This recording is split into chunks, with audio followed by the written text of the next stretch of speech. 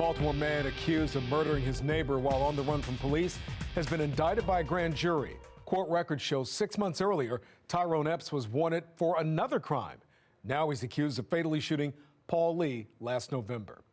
That case reignited calls to address the issue of unserved warrants across greater Baltimore. New tonight, Alexa Ashwell questioned leaders on solutions moving forward. I will never have my little brother again.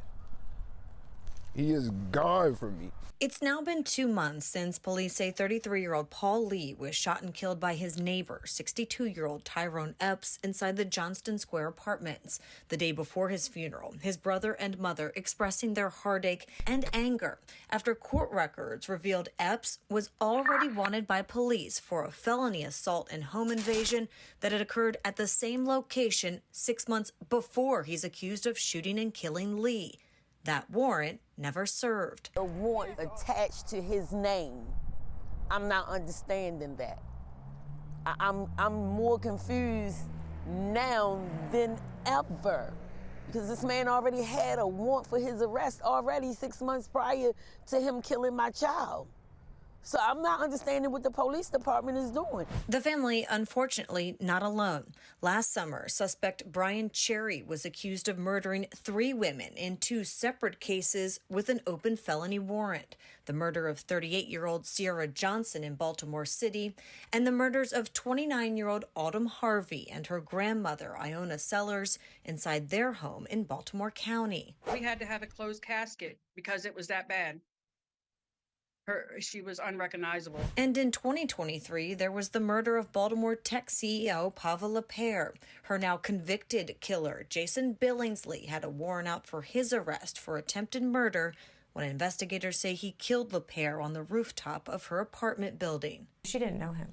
No, and there had been no bulletins put out or anything. Suspects who seemingly fell through the cracks and continued to commit crime. It's a concern we took to the mayor during his 2025 public safety press conference. Also present were leaders of area law enforcement agencies, including the Baltimore Police Commissioner. Collectively, what are you all doing to better address the issue of unserved warrants? Well, I think that we all are going to continue to serve those warrants as possible. I think that we know that's a very difficult job. WATF for us has the highest level of them, working with our partners in the marshal's office, working with the sheriff's office. But when I asked if we could hear from any of the law enforcement agencies, the mayor declined. No one else needs to add. We're not going to give you law enforcement strategy about how we're going to track down criminals. I don't think the U.S. Marshal's Office or the police department, our public safety agencies are all smart enough to know we're not going to talk out loud about how we're going to track criminals because they watch your station. Not exactly the question. In the past, agencies have spoke to the issue. Our research shows that fugitives on the run commit more crime. The Baltimore Police Department has said the agency prioritizes warrants based on the severity of the crime. Law enforcement expert Jason Johnson believes the issue of unserved warrants is a nationwide problem that comes down to staffing and budgeting.